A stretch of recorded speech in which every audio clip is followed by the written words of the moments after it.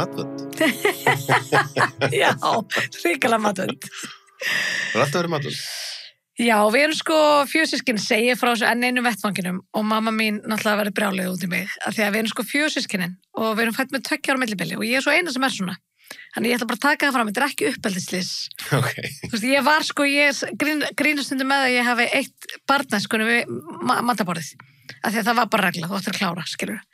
En því ég var bara að redda sískinni mín, björguðu mér og varstu þá svona barnið sem var svona þrjósk og... Já, ég bara kom matnum ekki onni mig, sko. Já, ég er náttúrulega alveg þrjósk, en ég bara kom matnum ekki onni mig. Ég hef alveg bætt við mig fæðutegundum, ég segi það ekki gegnum tíðina, en ég er alveg hryllilega matvönd, sko. Já. En þú ert þetta mætt með kolla. Með unglingadrykk, sko, ég er svolítið unglingur. Ég var mikið í grillum, samlangum og pítsum, sko. Er það? Já, það er ótrúlegt, sko. Þessna hef ég mér svona mikið. Já, ég ætla enda að segja, þú ert þarna, því maður sér stundum þarna, þegar fólk fer inn á Alþingi, þá er svona stundum eins og þú veist að því að þetta er náttúrulega mikið að setum. Já. Og þú veist, þetta er ekki beinlinni svona heilsusamlegasta vinnan þannig. Og fólk blæs út. Það gerist þetta. Já, þú varst alveg að fara að segja það. Já, ég ætla að koma að penta þessu. Já, gaman að skuli segja það, en ég er nefnilega svo umhyggjusöm, gagnvart nýjum þingmönnum. Ég hef til dæmis tekið vini mína Óla Adolfsson og Jens Skara Helgason og bara reynt að fylgja þeim eftir allt það bara uppi þegar þeir eru að fara að hangi í kökunum síðdegis og ég hef alveg séð þetta gerast. Já, er einmitt, maður hugsa allir þessi fundarseta og er ekki oft eitthvað súkkulaði? Alltaf kaffi, síðan alltaf kökur síðdegis. Wow. Þannig að maður þarf að passa sig.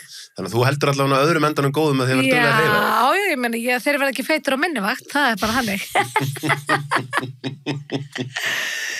Þannig fyrirsögnin komin. Þeir verða ekki feitur á minnivakt. Og þeir verða svo glaðir. Já, geggjað. Hvar hefur að byrja, sko? Ég var aðeins að hugsa, Ég sko að því að þú nefnir, verða ekki feitur á minnivakt. Ég var að leggja fram, ég sé að það er búið að skráð nýtt þingmál á mig. Ég var að leggja fram þingmál þar sem ég er að leggja til að breyta reglum útvist barna.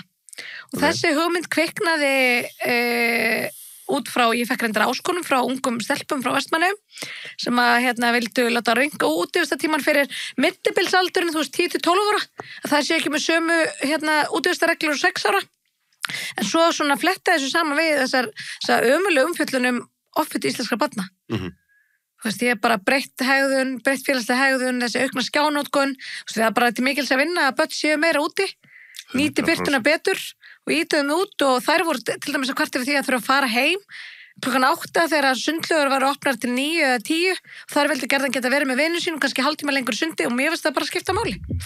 Nákvæmlega. Og það er einmitt, eru ekki að koma loksins í tíma þar sem að, þú veist, þetta ég sá eitthvað, ég hlustaði á podcast, ég er ekki að fullir að þetta sé rétt, en þar hafði eitthvað sett inn í gervigrindina ef að þú væri djöfullinn og myndir vilja eyðileggja samfélög, hvaða leiðir myndir þú nota og þar man ég að var bara efst á lista held ég var sko að agitera mjög mikið fyrir mikið unnum matvælum og ég held að það verið númer 2 eða 3 var að reyna að koma fólki í algjört hreyfingarleysi og síðan einmitt held ég að hafi verið þarna neðarlega á listanum sko að reyna að íta mjög mikið undir svona ákveðna tegunda body positivity og þá fyrir maður að hugsa þú veist, erum við ekki pínu að komast á annar stað bara svona, þú veist, ef að maður segir að offita sé ekki góð, þá þýðir það ekki að ég sé að segja einhverjum sem er á feitur að hann eigi að skammast sín og ekki, elska sjálfa sig, sko, en það bara þetta er bara statistík þetta er bara tengsl við alla sjúkdóma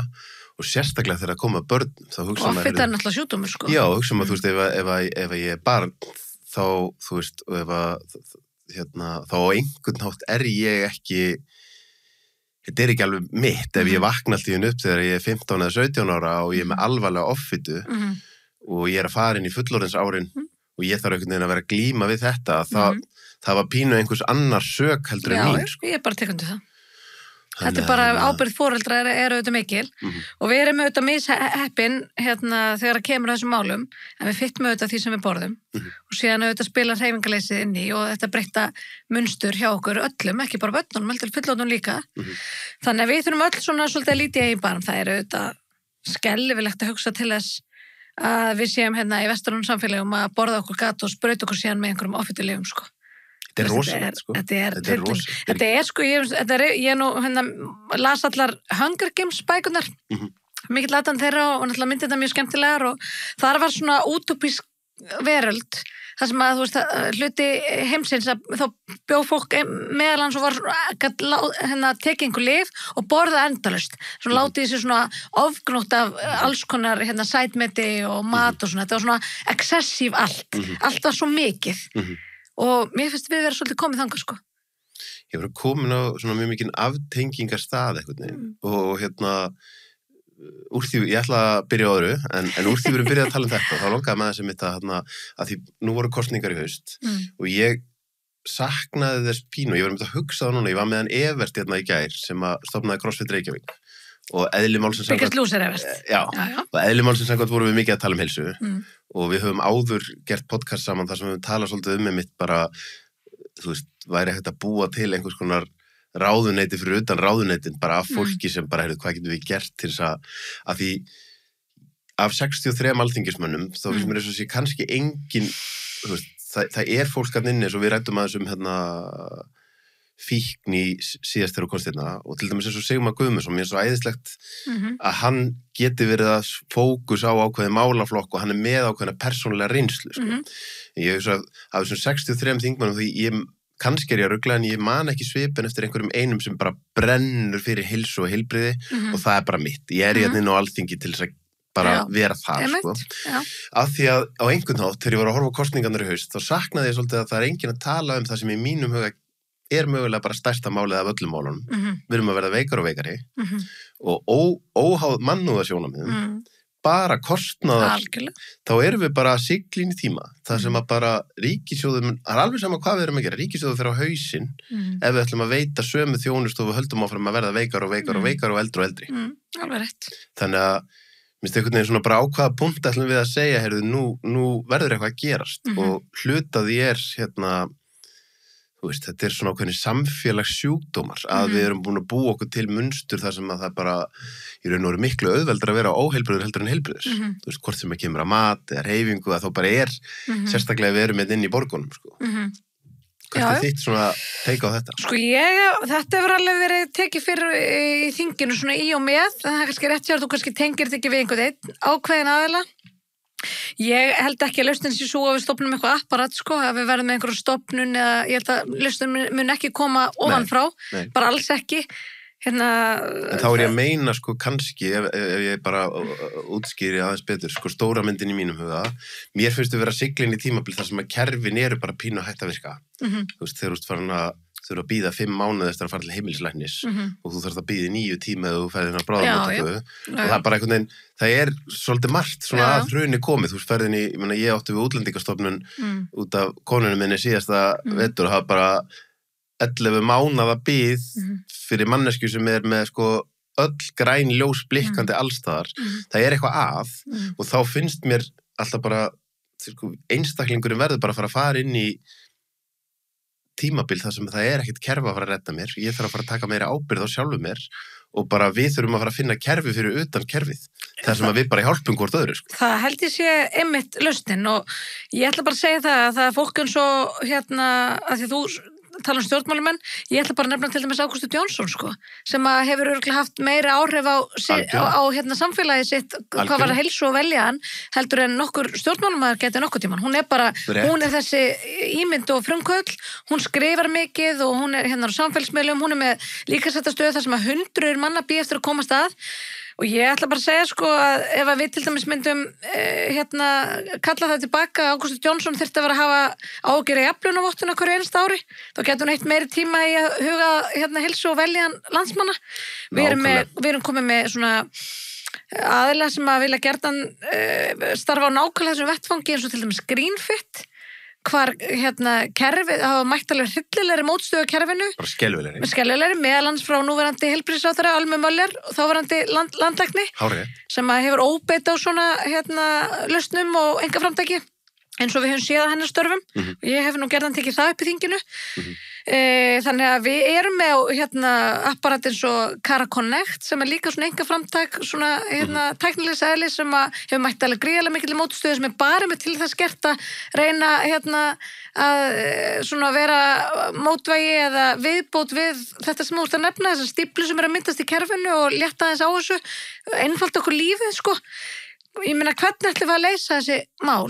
Ef við viljum, ég meina, ætlum við að gefa eftir eitthvað af lífsgæðanum okkur, ætlum við að stoppa einhvers staðar, nú erum við búin að ná þeim árangri læknavísindum sem við viljum ná, við ætlum bara að hætta hér, nú ætlum við að sætta okkur við orðin hlut, við erum alltaf að ná meira framfærum með tilheyrandi kostnaði, eitthvað þarf að koma á móti, eitthvað þarf að gefa eftir, sko, eða fleiri að koma að verkefninu. Og ef að kerfið, ef við opinbera eins og landlækni hefur verið að gera, stendur í vegi fyrir slíkri framþróun, þá erum við þetta komin í algjört öngstræti. Sammála því og þá er mér tugsa á sama tíma og mér finnst einhvern veginn eins og við sem einstaklingar verðum að fara inn í tíma þar sem við segjum það er engin stór pabbi að fara að redda mér eða mamma. Það er ekkert kerfi. Nú er bara komið, við erum að fara inn í öld sjálfsábyrgðar. Að því sögðu, þá finnst mér stærsta hlutverk stjórnmálamanna að vera einmitt að bara fara inn í þessa hólu og segja, heyrðu, hvað er við að nota ríkispenningana vitlaust vegna þess að ef við getum sparað og ef við getum tekið óþarfan út þá er hægt að gera lífið einfaldara fyrir einstaklingana með því að láta þá borga minni skatt og þá verður auðveldara fyrir og einmitt láta frumkvæðilega í friði. Ekki vera að setja stein í götuna, láta það í friði og hætti þessu stjórnlindi. Þannig ég hugsaði, mjög skrítið fyrir mig að segja þetta þegar ég var með plaggóta Che Guevara upp á vegg þegar ég var unglingur og mamma mín að móka skurðið fyrir Castro og ég bara komið þangað, sko, þetta bara ríkið sé að leggja vegi og vera með menntakerfi, þar sem notabenni er verið að kenna börnunum að skrifa, lesa og reikna en ekki pólitískan aktivisma. Heilbrigðiskerfi þar sem við klárlega komum okkur saman að bara fólk sem er alvarlega veikt fái frábæra þjónustu en á sama tíma sé verið að keyra upp forvarnir og sjálfsábyrgð hjá einstaklingum þannig við séum að minnka vandandi lengri tíma svo bara látið okkur í fucking friði hættið að vasast í líf okkur því þú nefnir þess að jafnlaunavotti því líkið þvættingur og það er eins og að köllun sumra stjórnmálamanna sé bara þetta ekki svo þú nefnir að búa til einhverja sinna einhverja grunnþjónustu heldur einmitt að flækja líf fólks og vera einhvern veginn að hugsa fyrir það og búa til einhver módel og kerfi og skrifstofur og bákn sem að ganga bara út af þetta og þetta skýrist að dæmi þetta þetta Reykjavíkurborg eins og enn stýrt í dag þar sem að grunnþjónustan í algjörum mólum og maður finna það svo vel sem íbúi í Reykjavík en það alls konar, það er skrifstof og borgarstjóra aldrei verið stærri og það mannréttindaskrifstof og það allar þessar hátíðir og verkefni og vitundavakningum list og allt þetta, þú veist það bara linnulaus einhver svona gæluverkefni kannski drega aðeins í land þegar að því ég nefni listina ég nú bara meina svona einhver viðbútaverkefni sem að þessum stýra ekki borga ráðst í fókusin á að vera, sko, ef við erum hætt að móka snjó eða taka rusl þá þurfum við að fara að breyta fólkarsöðunum Já, bara sammála því en þá aftur, svo ég íti nú aðeins í þig eins og sétur ég ger ekki þá kröfu til vinstri grænna að þeir séu þarna ég ger ekki þá kröfu til stjórnmálaflokkar sem eru þeim megin við línuna þeir vilja bara vera í stjórnlindi og hækka skatta og að ríki sé í öllu en ég ger þá kröfu til stjórnmálaflokkar sem segjast vilja minnka báknið að þeir standi orð sín og þar er sjálfstæðarflokkurinn alltaf mjög lengi búin að vera við völd og á sama tíma er þið opinbera stækka Já, og meira heldur en það er eitthvað, það er hægt að benda á því einhverjum tilfellum að okkur hefur líka fjölgað mjög mikið og það er nú líka efni kannski aðra og lengri umræðu hversu mikið okkur hefur fjölgað meðal annars út af gríðarlega miklum fjölda innflytjenda á stuttum tíma, þannig að það hefur orðið mikið álag á innviðan okkar en við höfum verið að segja það allt og lengi að þetta sé eðlileg þróun þessi stækkun á þessi fjölgun hjá einu opinbera og hún er það bara ekki þeir eru út að telja hausa í heilbrigðiskerfinu, jú þeir eru út að telja lögreglumenn, jú þá getur sagt það, fólki við fjölga svona mikið auðvita, það bara segir sjálft það kemur ekkert í staði fyrir lögreglumenn á vegunum og út í samfélaginu eða heilbrigðisstarfsfólk á gólfinu það sem hefur því miður gerst er það og það er þessi tendens að það fjölga svo svakalega stjórnendum og í stjórnsýslunni og það hefur gerst því miður okkar vakt og gerist meðal annars svona, það var tekinu auðvitað með ákvörðun það í COVID að það fjölgaði rosalega mikið og störf voru varin þar umfram hjá hinnu á engamarkaði og síðan er náttúrulega aldrei undið ofan á neinu slíku. Við höfum auðvitað ekki verið ein í því að stýra landinu og við höfum auðvitað sérstaklega undanfarnar 7 ár, það vorum við auðvitað í vinstristjórn. Þannig að við getum alveg sagt og bent á fjölmörg dæmi að okkar ráðherrar hafa verið að hagræða, sameina stofnanir, sameina háskóla. Við höfum verið að reyna að leggja okkur á mörkum, en við höfum ekki gert nóg. Ég bara tek undir það. Einmitt, þá hugsa maður að því þú nefnir þetta með COVID þegar að það var þarna tímabil þar sem á bara eitthvað stjarnfræðilega stór partur af íslensku fólki á færi ríkisins, hvort sem það var að vinna fyrir ríkið eða á einhverjum bótum frá ríkinu og svo framvegis. Ég nema listamenn sem að pössuðu ekki inn í tekjumótilið. Ég gef nú já. En þá hugsa maður einmitt, mér var svo sláandi á þeim tíma fyrir mig, nú er ég óbólusettur álhattur sem að var dálítið mikið á móti þessum aðgerðum og mér finnst ég svona pínu, mér finnst næstuði gaman mér finnst gaman að segja þetta af því mér finnst pínu svona bara, ég fór ekki með hjörðinni og nú er pínu svona næstuði fínt að geta sagt það. Það voru þarna 2 stjórnmálamenn sem voru á þeim tíma báðir í Sjálfstæðisflokknum, Brynjar Níelsson og Sigríður Andersen, sem ég dáðist mikið að, og ég sagði, þið eruð að segja það sem aðrir í ykkar flokkir að hugsa, en þeir eru þau 1-2 sem þú að segja. Og ég ætla að gefa þér kredit fyrir að þú ert að stundum að tjáðu mál, það sem ég veit að kollega þínir í þínu flokki eru sammálaðir, en þeir eru ekki jafn djarfur og þú ég þora að segja það. Og þá hugsa maður aftur ég meina þú þekkir það sjálf að það kemur alls konar skítur leið og þú fer að þora að segja hluti. Og þá á einhvern mannlegan hátt skilji og ég ætla ekki að gefa mér að ég væri eitthvað betri og þá fyrir maður að hugsa ég var hérna með sérfræðing í gervigreind og við erum að ræðum bara hvaða möguleikar í boði núna að gera kerfin betri og allt skilvirkar og það sagði mér þegar þú myndir spurja gervigreindina besta leiðin fyrir þá sem að sitja í efsta lagin í að taka ákvarðanir fyrir samfélagið, að taka ákvarðanir út frá því sem reiðasta fólkið og Twitter að segja. Svarið væri náttúrulega 100% nei. En það búin að vera freistni vandi hjá öllum stjórnmálaflokkum, í öllum stjórnmálaflokkum að fara í þá átt og það rosalega mannlegt. En Jesús minn hvað það röng leið til að taka ákvarðanir. Já. Að því nefnir COVID, ég var ekki kjörin fulltrúi þegar það byrjaði og bara fylgdist með þessari umræðu og en skrifaði nú reyndar aðeins að því ég var lengi og var lengi að skrifa alltaf á degluna sem svona hægri vefrið, þannig ég skrifaði nú aðeins þar og svo tók ég nú þátt í þessari umræðu líka þegar ég var kjörin fulltrúi Alþingi, meðal annars benti á þessa hróplegu mótsögn sem var varðandi ákvæðin sem stjórnvaldi tóku til dæmis varðandi menntaskólanema.